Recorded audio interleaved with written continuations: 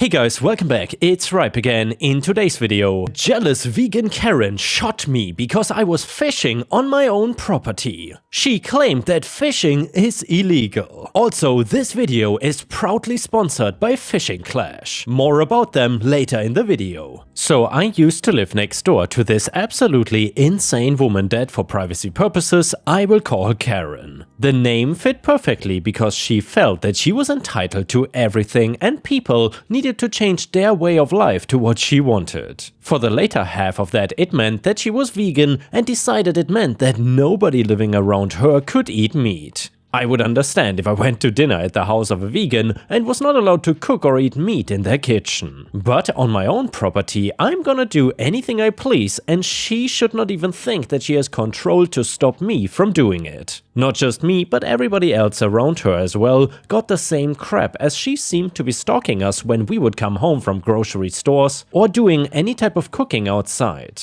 I own a smoker, for instance, and use it to make a great brisket that takes pretty much an entire day. It never takes more than 10 minutes before she would run over and start screaming at me for cooking meat. Once I was even just coming home with groceries all in their bags. Nobody could see possibly what was inside of them, but Karen decided to scream at me anyway for buying meat, and when I told her that she had no clue what I bought, she responded with, "I can sense the meat aura." I didn't know what that meant back then, and I honestly am too scared to ask the internet what it could mean. For me, it all just meant that she was crazy but not doing anything actually illegal yet. She had complaints against her with the police, but she never actually committed a crime or showed herself to be a danger to anybody. So they would warn her to knock it off with bothering people and mind her own business. Which never lasted more than a couple of weeks before she just couldn't seem to help herself and started again with everybody. Another thing that Karen thinks belongs to her is the lake on my property. It is fully mine and I take good care of it. It is big and you can even take a boat out on it, which for me is great because one of my lifetime hobbies has always been fishing.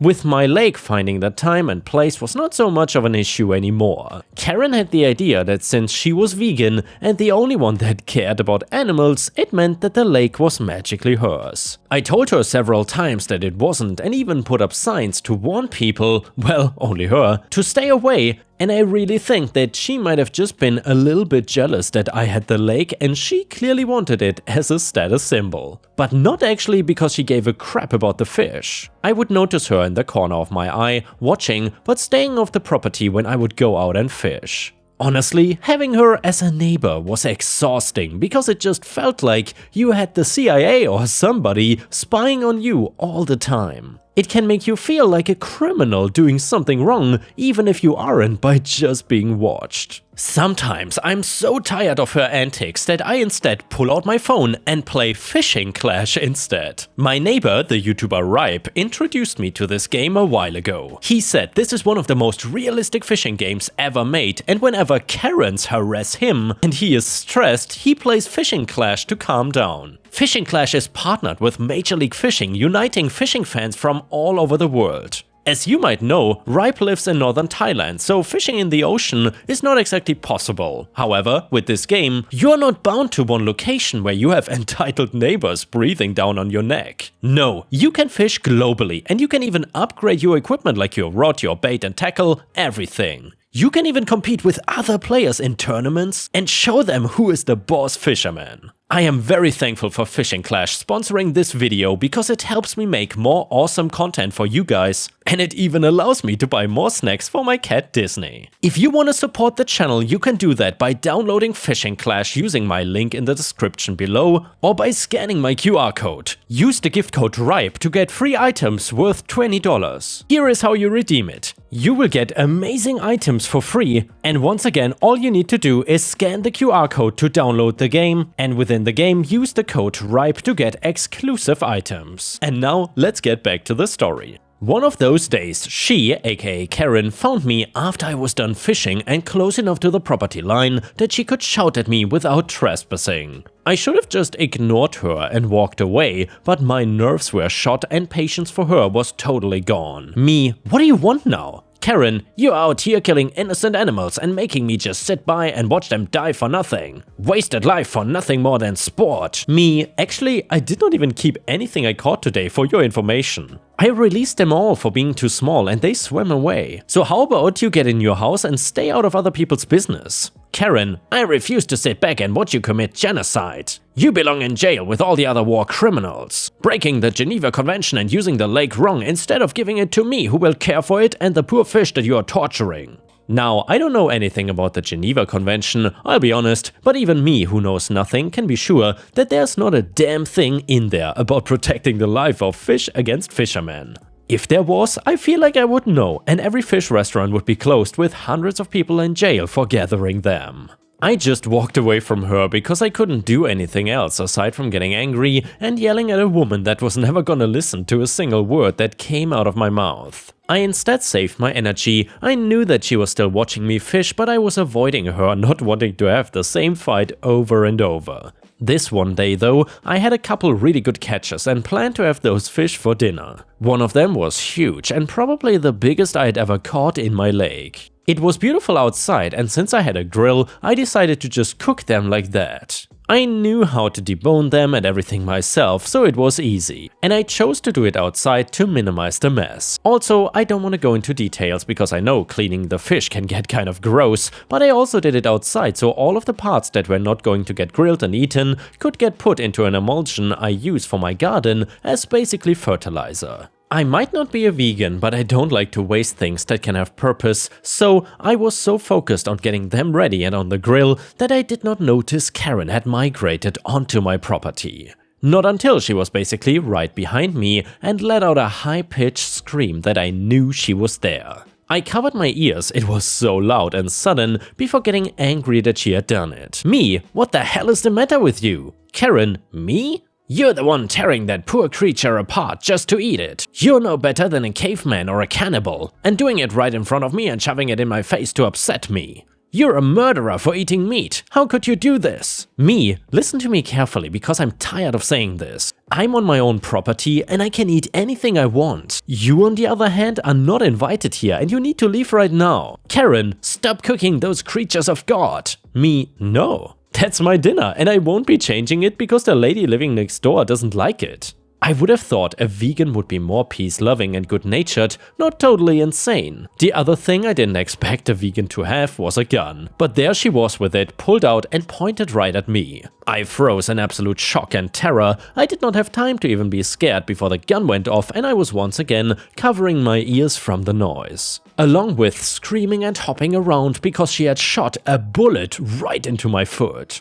I was bleeding and trying to pull myself together enough to get my phone out of my pocket to call the cops with it. The way Karen was acting, you would have thought she was the one that just got shot. She was crying, shaking and hyperventilating, freaking out and mumbling crap to herself that I couldn't understand. The gun was now on the grass and I told the police on the phone that my neighbor shot me in the foot and I needed officers and medical help too. They arrived and things didn't end up crazy because the gun was on the ground and Karen was actually not resisting. She was arrested and still just muttering something to herself. I cannot say for sure, but I swear she was trying to tell herself that she was okay and did the right thing. I was far too busy with at least 3 EMTs tending to me, hooking me up to check my blood pressure and getting me into the ambulance. They did an X-ray and examined the wound. The good news was that it went right through the foot and the bullet was not inside of me. The bad news was that I would be off that foot for a good while as it healed up. I learned that day a single foot has 26 bones in it, plus joints and ligaments and all sorts of other things that got damaged by the bullet. It was gonna be a while until I was back to 100%. I don't want to talk about my rehab journey though, because it's kinda boring and getting away from the point of my story. Karen was arrested and charged for assault and battery with a deadly weapon. She was also charged for not having a license for the gun and just having it illegally, which in my state is super easy to get a gun license, so her not having one was just stupid. Although I would not ever okay her to have one, so perhaps that's why. She did not really try to contest what she had done, but did try to make an excuse on why what she did was not wrong. She was claiming that I was committing genocide by killing the fish and taunting her by grilling them outside where she could see. Not an apology in the slightest, aside from saying the gun was just meant to scare me and she didn't mean to pull the trigger.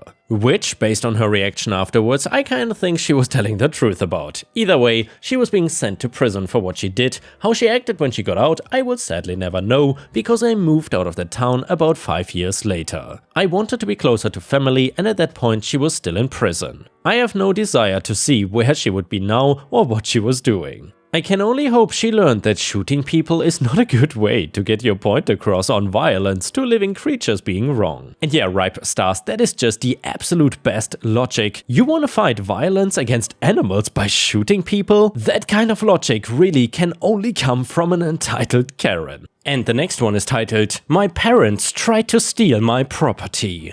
This story is so weird. When I, 27 female, was 20, I was in a relationship/FWB situation with a guy, now 40 male. It was messy, we were on and off for almost 5 years. He was always clear that he was not ready for a relationship, and I was always clear that I was madly in love with him. Every time I got tired of the situation and wanted to leave, somehow he convinced me to stay because love is free, we have so much time together, he was not ready to commitment.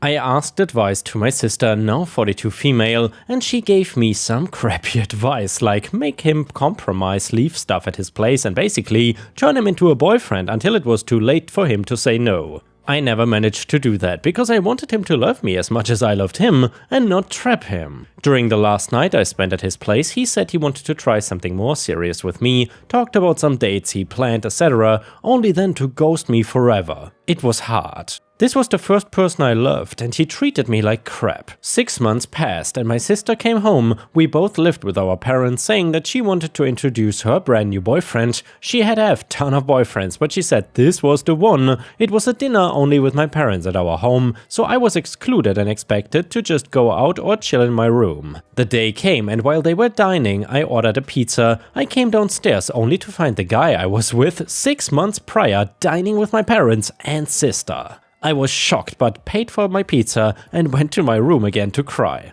After dinner was over, I confronted my sister in front of our parents and begged her to not be with him, to be loyal to me, her little sister. There was no way, she did not know who he was. I had showed her pictures of him, his social media where he worked, and she even knew where he lived. They never met because he didn't want to meet my family and never introduced his. But she knew who he was, and she excluded me from that dinner because she knew. She said they met by chance after we stopped seeing each other. She knew how hard that rupture was. She knew how painful it was to not even have a closure. He just stopped replying, not even blocking me, just left me there wondering after 5 years. She knew that during those 6 months I was still hurting. I know how it was my fault, that I was too naive and thought that if I stayed long enough he would be ready for the relationship I wanted and would learn to love me. Stupid, I know. She defended herself, saying it was a coincidence and chemistry was there. She loved him and she was not gonna lose the love of her life. This stuff only happens once in a lifetime. When I was in my early 20s, I would believe that. However, now I know that there are 8 billion people in this world. There's no one love of your life. You can find the love of your life multiple times if you look for it. My parents sided with her though and said I should get over it since we never had a real relationship. 1.5 years had passed. I've been excluded from multiple family gatherings because he would be around, and my family thinks I'll bring negative vibes since I'm still bitter about everything. I have no feelings for him, but I feel betrayed by my sisters and my parents. He is just a POS on my eyes now. My sister is now 6 months pregnant due to her age. She had been extremely pampered by my parents. She still lives at home and is gonna move with him maybe 2 months after the baby is born. Then they are going to marry. In my culture, it's normal that if a woman gives birth, moves back or stay with her mom, so the mom will help with the baby for the first couple months. A week ago, my sister's friends made a surprise baby shower. I happened to be at home. I tried to talk to them. I don't know why, maybe because my sister and I were too close before, and I'm sad that we are no longer friends. But her friends acted like I was not even there, and only replied to me with yes, no or silence, as if I was the one that created this whole mess. Or that I was a homewrecker or something, or I tried to seduce my sister's man. I was planning to move already, I was saving money, etc., but after that I left immediately to a friend's house. I'm now in the process to find my own place. 2 days ago, I received a call from my parents asking me to have a talk. I went to their house and they informed me that the diamond earrings my grandma left me will be given to my sisters. Those earrings have been in my family for 4 generations, and before my grandma died, she said the earrings will be mine and my sister will receive a gold necklace. Grandma trusted my parents with the earrings. There was no will or anything. She just asked to give it to me when I was mature enough to appreciate and take care of a family heirloom. Now my parents think since my sister is getting married first and is having grandma's first great-grandchild, my sister should have it. It referring to the earrings, I suppose. Anyway, I'm really mad now. They are robbing me of something my grandma left to me. I don't think my parents are evil. I think they were worried my sister wouldn't marry due to her age. Again, in my culture, a single woman in her 40s is something to worry for her family, and now that she's forming a family, they wanna reward her with everything. I was the closest to my grandma and she made it clear the earrings will be mine, not my sister's, not the first one to marry or have a child, but just mine. After 2 years of being excluded in favor of my sisters, I gave the ultimatum to my parents. They give the earrings to me as my grandma intended, or I will cut them off from my life forever. Not gonna lie, the idea of cutting my family off is too painful, but I feel they already made me and still makes me so wrong that I don't want them in my life anymore. I feel a little shallow fighting over this, but those are only things my granddad left to, they are not entitled to them. Then a user in the comments said, you need to get a lawyer, those earrings are your inheritance from your grandma, and if it's documented in your grandma's will, they can be sued and charged with stealing. I know you don't want to do this, but your family has already shown you that you don't matter to them at all. Do you honestly believe that they are gonna care if you go no contact with them? Don't warn them that you're going to press charges for stealing. The will giving you the earrings will magically go missing. I'm sorry, OP, you deserve better, and I hope you stay strong enough to make boundaries that you'll be able to stand by. Then OP replied, Grandma left no will. She handed her jewelry and most of them were family heirlooms to everybody. My grandma was the 4th generation with them. I was 12 when my grandma died. She gave the earrings to my mom so I could have them when I was ready to take care of them properly. I always thought that I would wear them on my wedding day or just a very special day. Since I lived with my parents not so long ago, I never asked for them because my mom has them in a safe in her room with other important stuff. I don't know if they would even care. I think they don't believe they are doing anything wrong handing the earring to the sister that is having grandma's first great-grandchild. But if grandma wanted that, she would have stated, the sister that has the first child must receive the earrings. But she said they were mine. Honestly, such entitlement. Then someone else asked, can you access the safe without your parents? Answer from OP, yes, I still have keys from the house. I'm worried though that I take them, there would be legal consequences. I have a text of my mom admitting the earrings were meant to me. I could use our extended family that knows my grandma's last wishes, but I don't know if it will be enough. And now, ripe stars, at the end of this epic tale, we have an interesting update. It reads like this. This is old, but I keep receiving messages every once in a while asking for an update. So, yes, I got the earrings. After my post, I went to my parents' house, opened the safe, took the earrings and left. Then after that, I went again, told my parents I need time to process stuff and be my own self, and gave their house keys, said I was leaving for good. There was some tears from my mom saying she couldn't believe I was such a bitter person, that she raised me better, I was turning my back to my family over nothing, and finally that it was supposedly shameful that I would leave the family house without getting married or anything. So it was never about me or her loving me or anything, but just social pressure to keep an outdated tradition. My dad was very neutral, gave me a hug, wished me luck. For 2 months nothing happened and I barely had contact with my family, found a place to live, tried to heal, have real fun decorating my new home, the normal stuff. And then everything happened at once. For those 2 months my sister and mom never reached out to me, only my dad sent a text once a week asking how I was and wishing that I was doing well. And then my sister's boyfriend / future husband, also my ex, started to follow me on Instagram again. I found it weird, but anyway, after all, he's my sister's boyfriend and father of my niece / future brother-in-law / my ex FWB. He started to like my stories and then replying to them with heart emojis and looking good. This happened maybe 3 times. When I received the voicemail from my mom calling all sort of names for going after a man that I knew was engaged,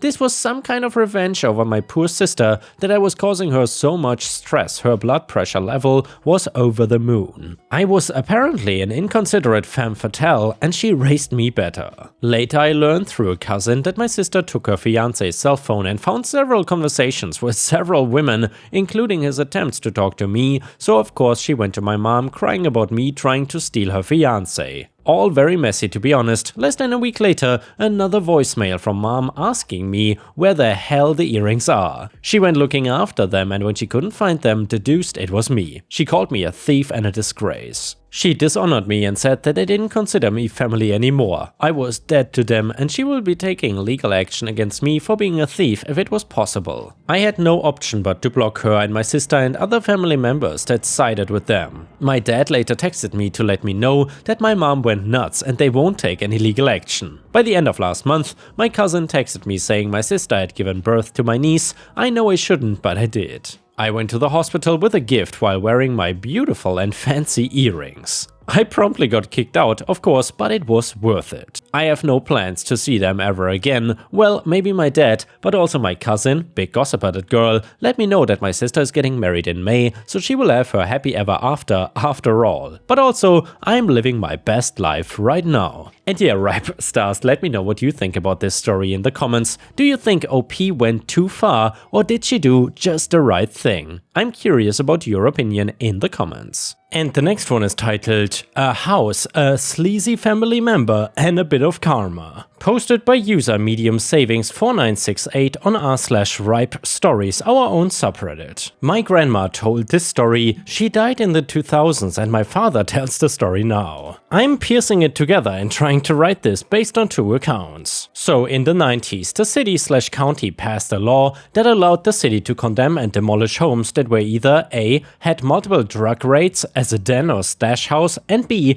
were used for adult business, etc. The kicker is all at the property owner's expense. This means that even if the house was home to squatters and then raided, the city/county could use this excuse to knock the place down, as they felt they were destroying a place where bad things congregate. So then let's wind back the clock some decades ago to the beginning of the 80s. When my great-grandma passed away, she left her house to her children, my grandma, and her 2 sisters. So the original plan, instead of fighting over it, was to sell the place and split the profit. My grandma's cousin, as my father described him, was a shrewd realtor with this used car salesman vibe.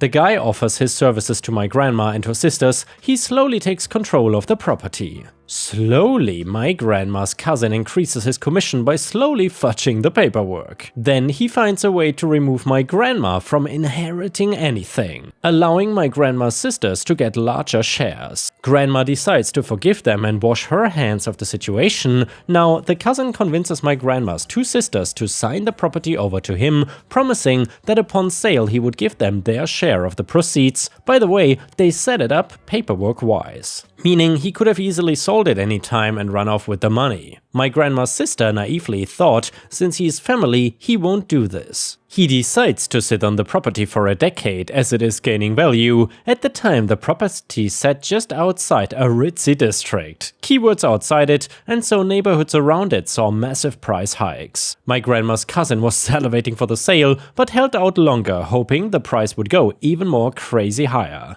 My grandma's sisters started asking more questions about things like value, asking to re-see the contract about their shares, etc. And when they start talking about their cousin's cut, commission and fees, the cousin goes radio silent on them. He does not talk to anyone for weeks, months, and then years. This goes into a feud within the family and nearly goes to court. For 5 years this goes on. What no one knew during this time was the house was actually located in a bit of a more ghetto area. It was crime-ridden with squatters, drug dealers, murderers, and in that decade and a half the house sat there, the house got raided for drug busts as it was used for guys as a den or as a stash house. Squatters, not tenants. The mayor then announces a new city ordinance in the 90s allowing for drug den stash houses and any house used essentially in any nefarious deeds to be demolished as part of an anti-drug program. From what I'm told, what happened next, everyone was caught totally unaware. My grandma was watching TV one day, and as she was watching the news, she saw a neighborhood that looks vaguely familiar. She notices the mayor standing with a newscast as she talks about taking back the city from the drug lords and dealers,